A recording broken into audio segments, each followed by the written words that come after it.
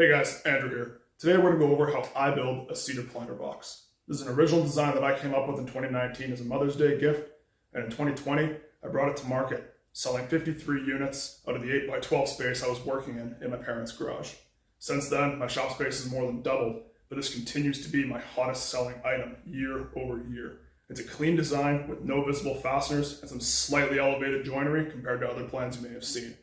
Still very beginner friendly, and I've got plans available in the description below if you'd like to give it a try. Let's get to the build. So first step, we're going to head over to the miter saw, which I currently have on the floor. If you can't tell, I am still currently moving into the shop. For this project, we're going to cut these posts to 18 inches. That'll allow us to stack 4 of the boards that we have, which are 5/4 by 5, milled down to 4.5 inches wide. That's going to give us a nice flush fit on both ends. Now we go over to the joiner.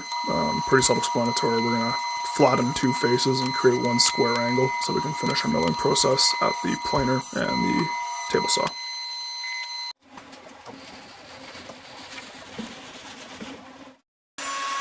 So we're going to now plane our posts to thickness. As you can see, I've got a large stack there. I'm doing the post milling for a couple of different processes just to eliminate how many times I have to put my dado stack on. Next, we can go to the table saw and rip these to their final width. This general table saw is new to me. It's a big upgrade from my old DeWalt contractor saw, and it makes real short work of this cedar. Probably the biggest advantage to this new table saw is the ability to run a dado stack. I've been building these boxes, as I mentioned, since 2019, and this is the first year that I've been able to run a dado. My first year making them, I actually was using my contractor table saw and making 8 passes in order to get the kerf cut to the appropriate thickness. It wasn't very accurate, and I had to play around a lot to dial it in just right. The year after that, I did purchase myself a high-powered router from Bosch and a 1-inch bit. I was able to then do that with an edge guide and do it in multiple passes, but that still took substantially longer than running it over a dado stack twice like you see me doing here. Big upgrade.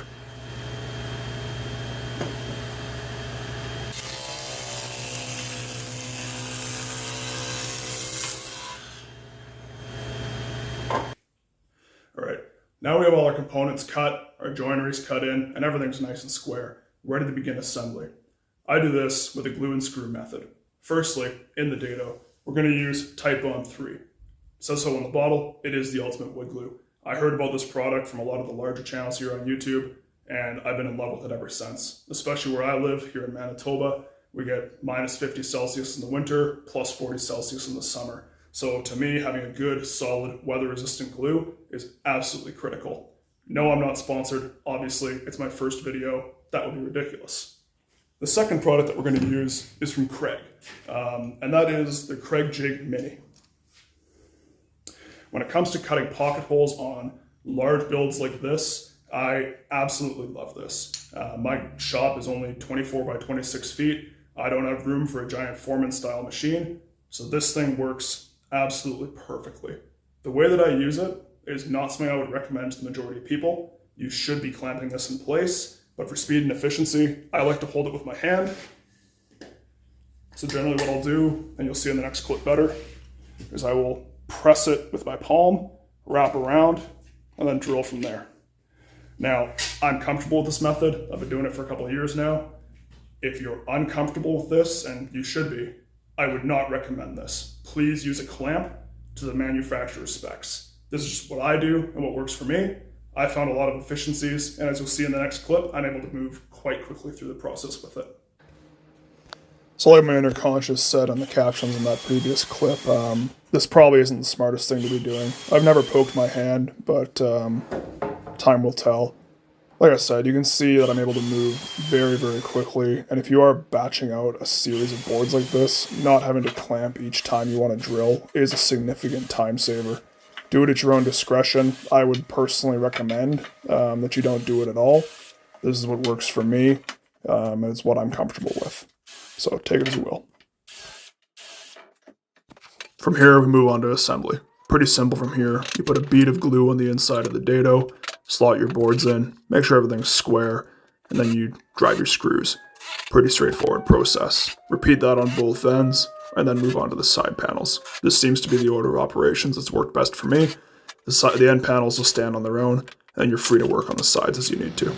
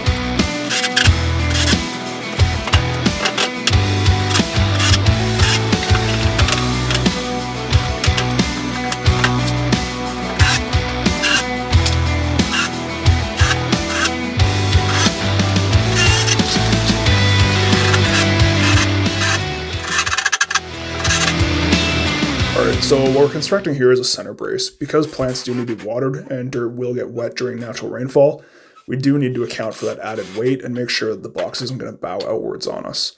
So all we're going to do is basically just screw up a box, and then we're going to insert that into the center and fasten it to all 4 boards, making up the side panels, as you'll see in the next clip here.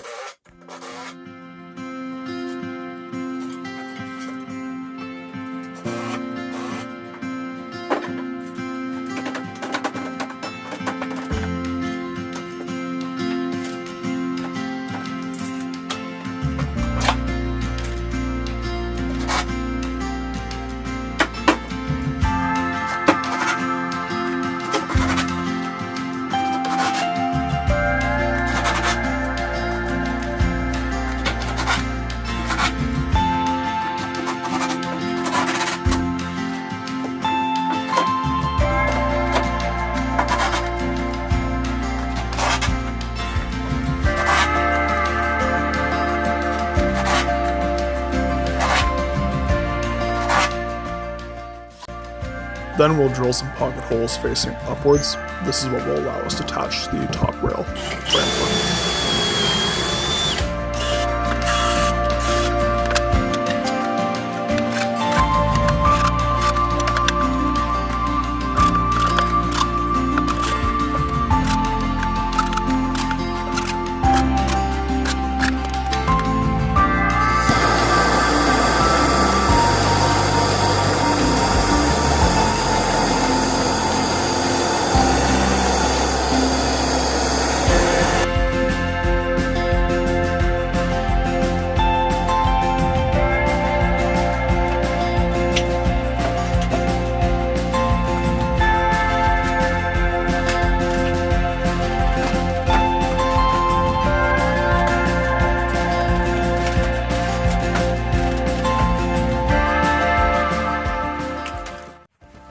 Something relatively new that I'm doing this year, just to add some extra value to the product, is I'm actually finishing them all with a spray lacquer. I'm currently experimenting with a couple of can finishes. Once I have an idea of what I like, I'll look at buying a proper gun, probably a Fuji HVLP of some sort. But for now, these spray cans work okay. They are a little bit pricey, but that's the price you pay being in business, and you know, obviously, if it builds a better product, I don't mind spending the money.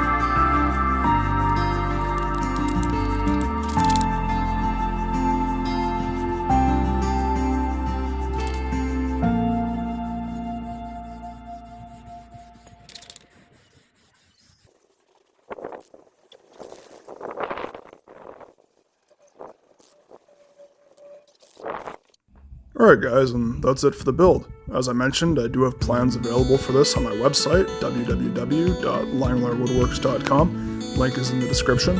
If you've enjoyed this build, please feel free to like and subscribe, helps us out a lot, and we'll see you on the next one.